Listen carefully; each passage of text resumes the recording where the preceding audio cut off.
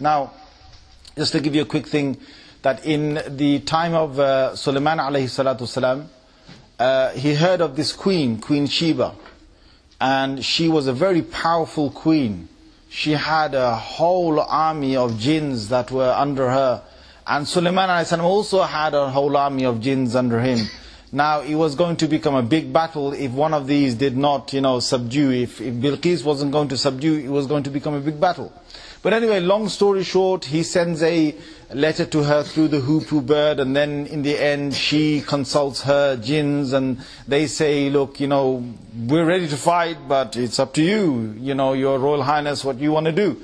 So she says, look, fighting will only cause corruption and bloodshed and so on, and I want to try and test this individual. Let me try and, he says he's a messenger, and I know that messengers, if they're given a gift, then a messenger doesn't, if he's given a gift, a person gives like almost in the form of a bribery, like, calm down coolly, take it easy, don't take it so hard on me. Okay, so if I give him a nice gift, hopefully, we'll see eye to eye. And she sends that gift, and when it comes to Sulaiman, he says, أَتُمِدُّونَنِ بِمَالٍ فَمَا آتَانِيَ اللَّهُ خَيْرٌ مِمَّا آتَاكُمْ. You're trying to bribe me with some kind of wealth. What Allah has given me is much better. He says, I'm going to tell them, I'm going to get my army ready right now. And I will bring them right down to our kingdom by them being, lowly in front of us. And the news is basically going back to Bilqis, and she understands, and she says, what, let me go straight to Sulaiman alayhi salam, and let me show, that I'm submitting to him, but let me take it easy. So she's on her way, and before she can get to Sulaiman alayhi salam's quarters, he's in his quarters, and he says, who's going to bring me her throne?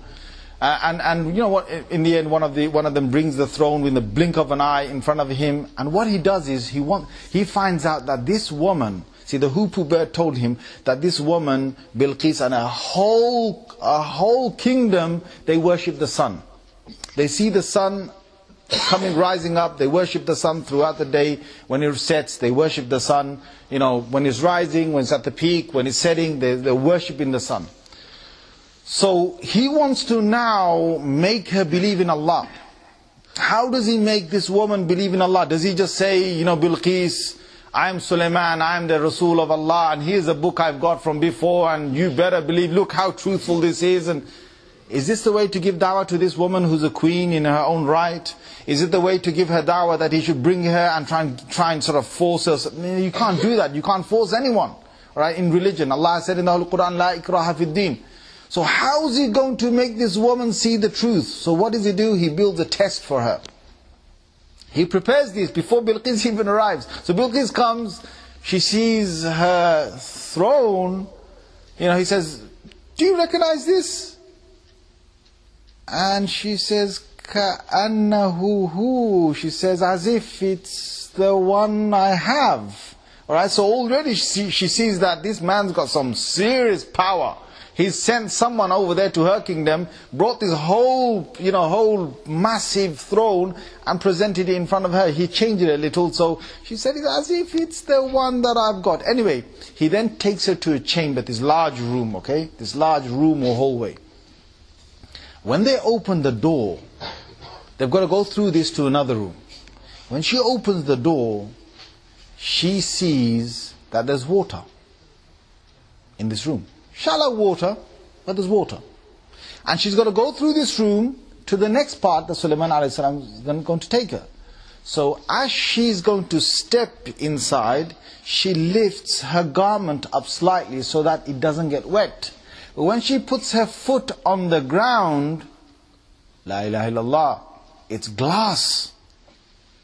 It was so clear that the glass was cleaned and polished so well, and it was made so magnificently above this water that she didn't even see the glass.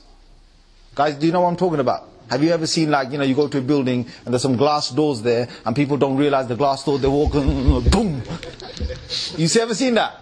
You're laughing, you've seen it. You're not just seen it, you use the one. Anyway, what I'm trying to say is that she did not realize it was so clean. So she put her foot down, and Sulaiman a.s. straight away said that this is glass.